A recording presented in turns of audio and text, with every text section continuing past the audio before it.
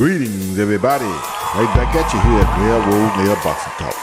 And like we say here at Railroad Nail Boxing Talk, we don't just praise fighters with pretty records. We praise all fighters who get in the ring and fight hard.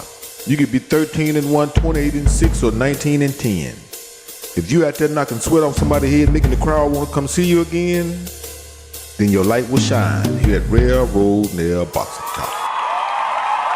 What's up, boxing fans? Shakur Stevenson agrees to fight Edwn Delasantos. Let's talk about it. Now, sometimes it's best to fight the guy who wants to fight you.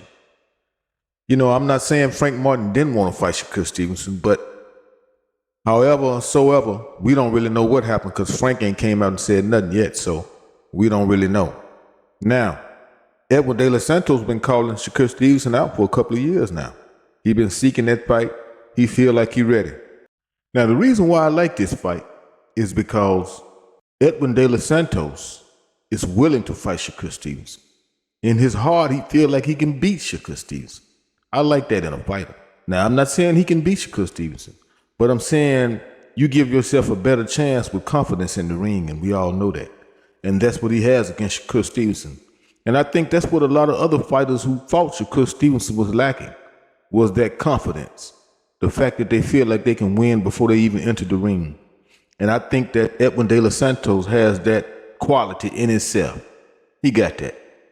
He got that quality that he feel like he can beat Shakur Stevenson. We'll see. And he's also trolled Shakur Stevenson in his home city, saying, "I'm in your town, where you at?" So this man feels like this is an easy match for him. I'm anxious to see this. Now, Shakur Stevenson just now sending him a contract, so I'm not saying Shakur's scared, but Edwn Delasantos is the last to receive a contract from Shakur Stevenson after all this trolling. Shakur Stevenson finally comes out and says, "Okay, let's fight." Now, me personally, I feel like Shakur Stevenson should have took this fight a long time ago, but all in all, it's here. I'm glad it's here. And I'm not going to do an inside commentary on this fight to what I think going to happen because I don't even know if the fight's final. I mean, we was expecting the Frank Martin fight. I had to do a show on that fight, withdraw that, come back and do a council fight show. So here we are with Edwn Delasantos. Now let's see how he agrees to the contract.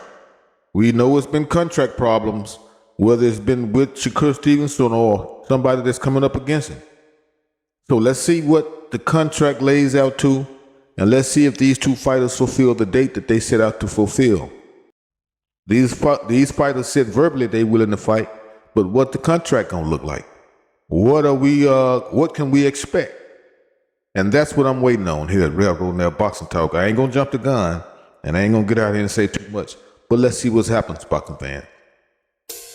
I don't want to keep you too long because you don't know me that well, but you will. And like we say here at Railroad Nail Boxing Talk, we don't just praise fighters with pretty records. We praise all fighters who get in the ring and fight hard. You could be 27-8, 13-1, or 18-10. If you out there knocking sweat off somebody's head, making the crowd want to come see you again, then your light will shine here at Railroad Nail Boxing Talk.